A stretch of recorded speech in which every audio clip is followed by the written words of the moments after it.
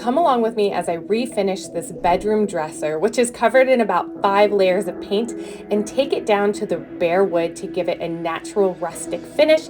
My sister brought this to me for her nursery, and I can't wait to surprise her with it. Lena, that's really nice.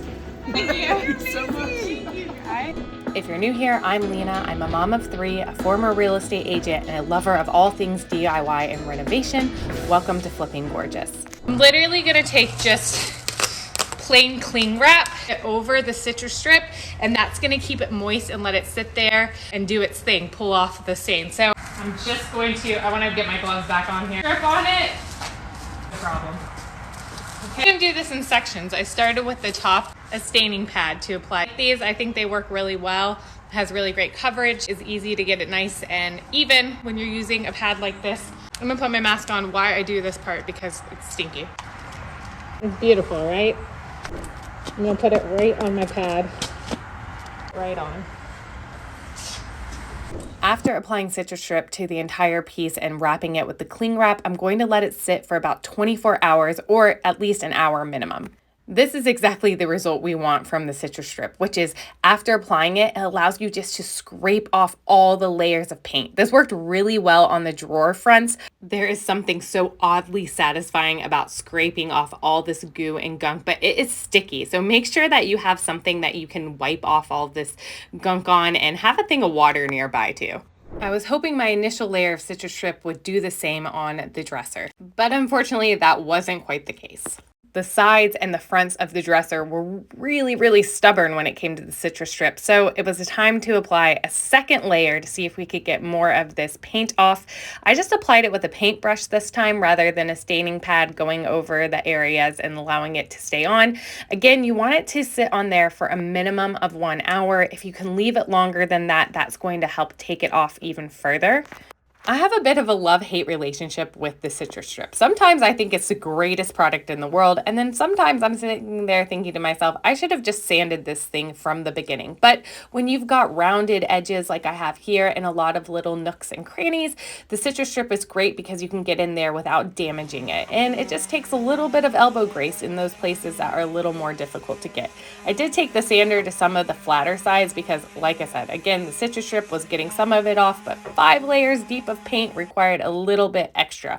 And this is before I bought my orbital sander. I'm using just a square sander here, but I definitely think an orbital sander is superior. I was using about a 220 grit here just to get it off. I didn't want to damage the wood, which is what I was afraid of. You can use something like an 80 grit or a 60 grit when you really got to take off a top layer of paint or you want to get something down to the raw wood.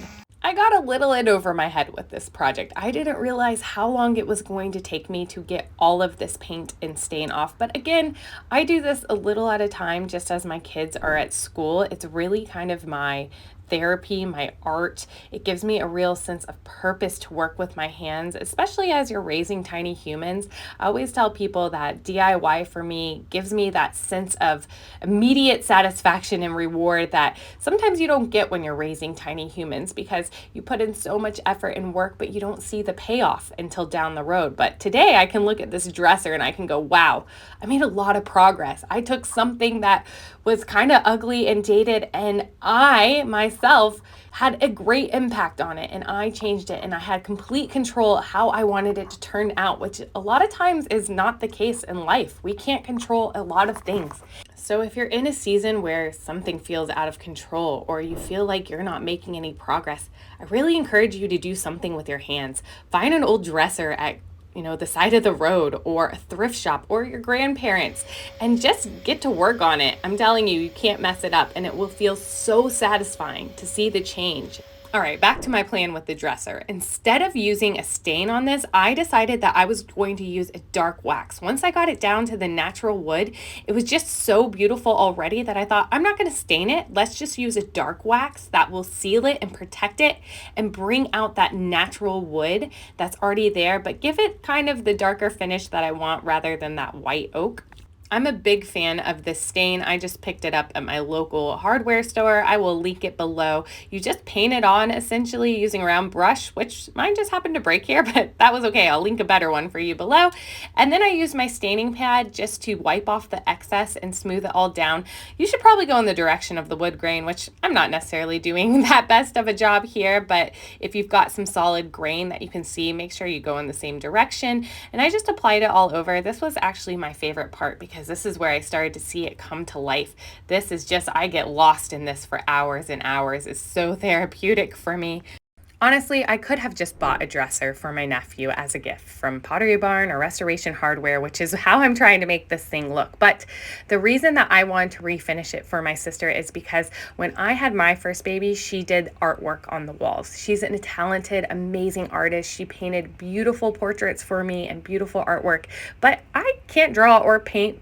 This is my art. So if I can take a dresser that she found and liked and turn it into a beautiful piece of furniture that looks like something picked out of a catalog, that is my artwork and that is my contribution. And it's just so much more meaningful to me. This project brings me back to thinking about the time that I was pregnant with my second child, and I had found these dressers at the Anthropologie outlet, and they cost $400. It was this blue solid wood dresser and a nightstand, and at the time it felt like I could not afford that. I saved up all the money that I could do to buy it, and then I painted a bed frame in my kitchen because we didn't have a garage or a workshop like this. And I remember just this tiny little kitchen being taken up by a complete bed frame, a daybread that I wanted to put in his nursery. And I still look at that dresser and I think about how much I had to save up to get it and how much little space we had to work, but how happy I felt when that nursery came together. So I'm hoping that this helps my sister feel that same sense of excitement I felt. And P.S. always mark your drawers because those are the hardest part to get on. So if you remember, here is what the dresser looked like before: black and about 5 layers of paint. And here is what it looks like now. It's time to make the big reveal to my sister and her husband. Okay, I hope they like it.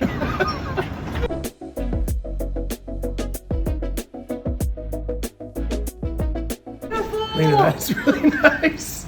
I love it. I know it's like a little, it looks like, I hope it's okay because it's kind of rustic looking. No, So I love love that. Okay. I love This is it. badass. Well done, Lena. Thank you. Thank you so much. Thank you, guys. You don't want to go anywhere yet because I'm going to share with you a product that I found after doing this dresser that might have saved me days and so many hours of scraping off Citristrip to create this beautiful natural wood looking dresser for my nephew's nursery. And that is a product that I found after the fact called liquid wood. Yes, it's actually real wood and you paint it onto any surface. I'm testing a cabinet here because I have a couple of projects around the house that I'm thinking of doing this, that I don't want to sand them all the way down or use that Citristrip. So after painting on the wood, you can literally just take a glaze over it and put it on. I'm testing out an almond one here.